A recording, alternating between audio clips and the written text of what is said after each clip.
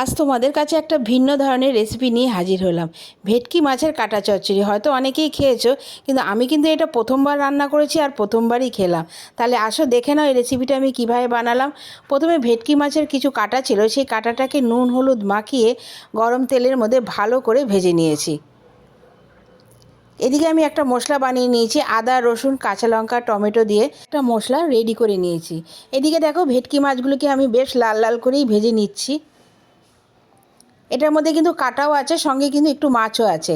এবার দেখো ভেটকি মাছের যে তেলটা আছে সেই তেলটাও কিন্তু আমার এই রেসিপিতে লাগবে।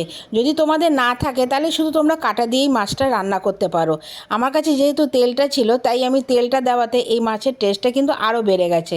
এবার দেখো মাছগুলিকে আমি ভেজে নিয়েছি।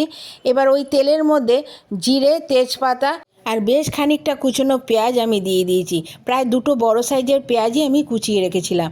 এবার পেঁয়াজগুলোকে আমার বেশ খানিকক্ষণ ভেজে নিতে হবে। তার মধ্যে আমি দিয়ে দিলাম আন্দাজ মতো নুন, যাতে পেঁয়াজটা খুব তাড়াতাড়ি নরম হয়ে যায়। এটা বেশ খানিকক্ষণ আমার রান্না করে নিতে হবে। এবার এটা যখন একটু লাল লাল হয়ে আসবে তার মধ্যে যে আমি তেলটা রেখেছিলাম ওই তেলটাকে কিন্তু আমি ছোট ছোট করে কেটে নিয়েছি, কেটে ওই পেঁয়াজের মধ্যেই আমি দিয়ে দিয়েছি। এটাকেও আমার খানিকক্ষণ রান্না করে নিতে হবে। এরপরে আমি এর মধ্যে কয়েকটা মশলা অ্যাড করে দেবো। এটা যখন একটু লাল লাল করে ভাজা হয়ে যাবে, তেলটা যখন প্রায় গলে আসবে, তার মধ্যে আমি কয়েকটা মশলা দিয়ে দেবো। তোমাদের কাছে অনুরোধ রইল রেসিপিটা কিন্তু সম্পূর্ণ দেখার। তোমরা সম্পূর্ণ রেসিপিটা দেখো এবং বাড়িতে অবশ্যই ট্রাই করো।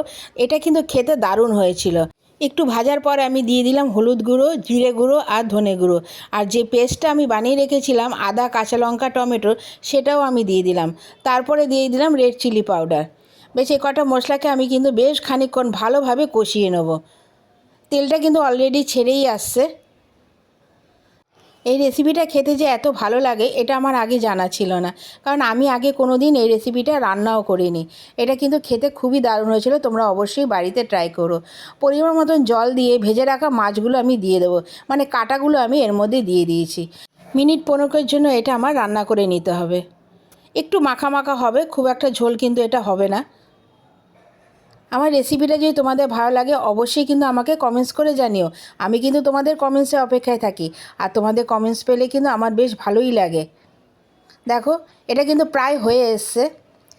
এবার আমি এর মধ্যে দিয়ে দেবো 1 চামচের মতন গরম মশলা।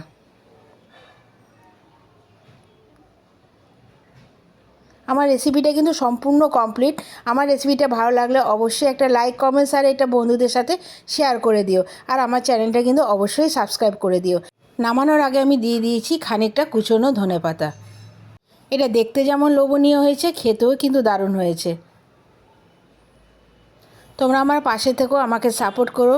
আমি নতুন নতুন রেসিপি নিয়ে তোমাদের সাথে শেয়ার করতে আসবো। সামান্য উপকরণ এবং সহজ উপায়ে যাতে তোমরা রেসিপিগুলো ট্রাই করতে পারো সেই চেষ্টাই আমি করব। তোমরা ভালো থাকো, সুস্থ থাকো। আসছি আবার একটা নতুন রেসিপি নিয়ে। তোমাদের সাথে আবার দেখা হবে। এখনের জন্য টাটা।